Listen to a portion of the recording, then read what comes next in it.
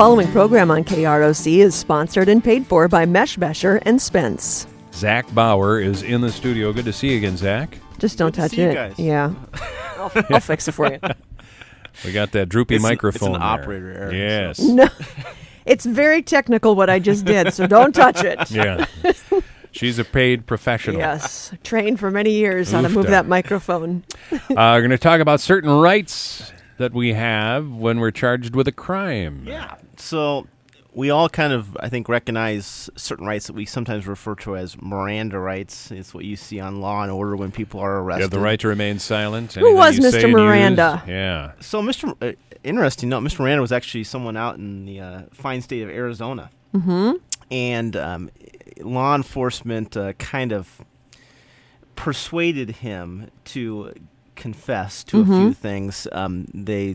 They kind of just left certain questions hanging out in the air, and this guy was a good Christian. He wanted to certainly repent, and they kind of knew that. So eventually they were able to get a confession, and ultimately the Supreme Court thought that, you probably should tell him that could be used against him and not ask questions or make comments that you think will lead to an incriminating response. And that's kind of the standard for Miranda. You got to be in custody, handcuffs, and or in maybe back of a squad car or in jail.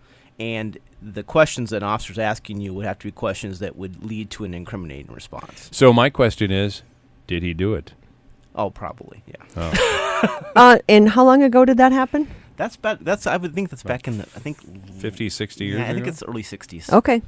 Don't quote me on that. I know but I think had it's early learned it at 60s. one time, but of course I Right. don't remember these things. Okay, continue. But certain things, like, for instance, you have a right to remain silent, and that's a right that actually exists even when you go to trial. Defendants don't have to testify in trial. Plead the fifth? Or They can just- exercise the right to remain silent. They can plead That's the just fifth congressman. is a little bit, yeah, that's congressman.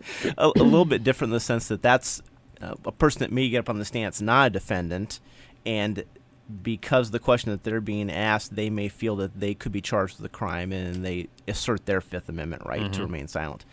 But defendants can either choose to get on the stand or not get on the stand. Once they do get on the stand, you're up there. You get to answer the questions that a defense attorney may ask you, but then you're also subject to cross-examination by the prosecutor as well. You have a right, obviously, to have an attorney represent you. If you can't afford an attorney, then the state will appoint one for you through the public defender's office. But everyone's entitled to an attorney on a case that could potentially lead to jail time. Okay. Other rights at trial are rights such as the ability to bring in your own witnesses. And if ultimately those witnesses say they've got a good gig at a radio show and they can't get away from their bosses, then you subpoena them and you make them come to court. So that's the other option. And Should I be checking the mail? no, I don't think I got anything on you yet. Okay. So. Good. Yet, he said. And then other rights that we oftentimes kind of think of, you have a right to a trial, either to a judge or to a jury. In front of a judge, obviously, it's the goal of the state to just have to convince that one person, the judge, whether or not you're guilty or not guilty. In front of a jury, depending on what you're charged with, whether it's a misdemeanor or gross misdemeanor, you're entitled to a 6-person jury. If it's a felony, you're entitled to a 12-person jury. And in the state of Minnesota, it has to be a unanimous verdict. So all one way or the other. No splits, nothing like that, like they do in that civil world. So the individual can choose. Yeah. I'd like to be heard in front of a judge, or they would rather have a jury of their peers because probably more likely difficult to get all of them to agree. Yeah, that is certainly the right of the defendant. They obviously typically will get the input of their Attorney. counsel to what makes the most sense. But, yeah, typically speaking, most defense attorneys would prefer a jury trial over a court trial, thinking that it's more difficult for an individual to be convicted, having to convince all 6 or all 12 of those people. But there are certain really good legal issues that you come across occasionally where you think that's maybe best to put in front of a judge, because the judge may have a better understanding of the legal issue than maybe a jury would. The one that's most difficult to follow, I think, is the presumption of innocence. Yeah, so I have a really good. I use this in my jury trials all the time. So I'm like hopping on my chair almost. With All right. So presumption of innocence. The way I typically explain it to jurors is, it's like a flag is wrapped around the defendant, and that flag has to be removed by the state of Minnesota in order for them to be found guilty. You're kind of shrouded in this flag, and if the state is able to prove beyond a reasonable doubt, if they're able to kind of poke holes in that flag to the point where they have convinced this jury that, it's very likely, in fact, beyond a reasonable doubt likely that this person convicted the crime, then that flag's been removed. But if they do nothing, if they just come in there and prance around and show you stuff that doesn't get to the elements, then that flag remains intact. That's something that shrouds the defendant. So that's the way I explain it to people. So. All right. You are presumed innocent. Absolutely. It's my biggest fear. I will be accused of a crime I did not commit, just like the fugitive. Because I don't have what it takes to go on the run like him. It's a terribly helpless feeling.